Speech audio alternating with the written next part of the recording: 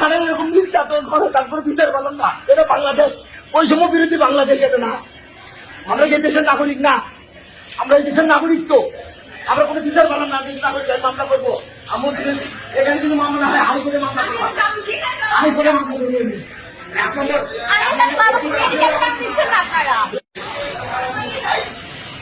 আমার বাথরুমের ভিতরে চার সন্ত্রাসী হামলা করে আমার মানে মৃত্যুর জন্য আমার উপর হামলা করেছিল। আমি কোনো বিচার করলাম না। ইন্সপেক্টর আচ্ছা সুন্দর চলে গেছে, কোনো ব্যবস্থা আমার হাত পাত মতো চিকিৎসা করতে পারেনি। দেখি আমার ইন্সপেক্টর এখানকার কোর্ট ইন্সপেক্টর দেখি আমার আমার প্রচন্ড মাথায় আসছে, আমার কোমরে আমার দুইবার আমার ওই যে সন্ত্রাসী সাগর সাব্বির তারপরে জলিল আর চারজন মার্ডার কেসের আসামি সাব্বির বলতে পারি। আমার সাথে কোনো দেখাও নাই, চিনিও না। ওয়ালটন আবারও মিলিয়নিয়ার অফারে ওয়ালটন ফ্রিজ কিনে আপনিও হয়ে যেতে পারেন মিলিয়নিয়ার।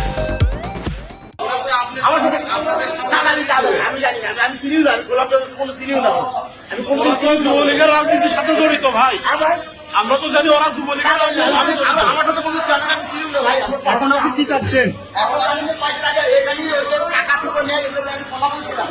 এই কারণেই আজকে আমার উপর হামলা করতে ওদের খাবার দিচ্ছে না দেখে, ওদের খাবার দাবার দিচ্ছে না দেখে অবৈধ মানে আমার উপর হামলা করছে। আজকে আমার হাতে ছিল, হাতে ছিল, আমি হাতে দিতে আসছি। আমি বাথরুমে ঢুকছি, বাথরুমে যা হচ্ছিল আমার হামলা কয়জন জড়িত? চারজন। আমি ইন্সপেক্টর বলছি, ইন্সপেক্টর আমার কোনো কথাই শোনেনি। ইন্সপেক্টর আমি বলে আমি প্রচন্ড মারছে আমার, আমি আহত আমাকে হাসপাতালে বানা আমার চিকিৎসা বন্ধ করবো। আমি কি চিকিৎসা করবো আমি বলছিলাম, আমি বলছি না বলছি সবার বলছি কারণ চিকিৎসা করতে পাঠাই আমার থেকে হাতটা তুলতে ছিঁড়ে গেছে।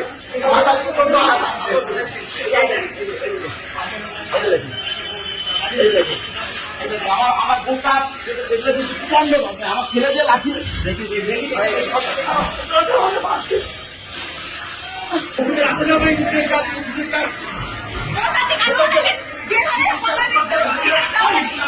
আচ্ছা, আপনি ওনার কে হন? আচ্ছা বলেন তো কি শুনেছেন আপনি? এই পাশে এই পাশে হচ্ছে বাবা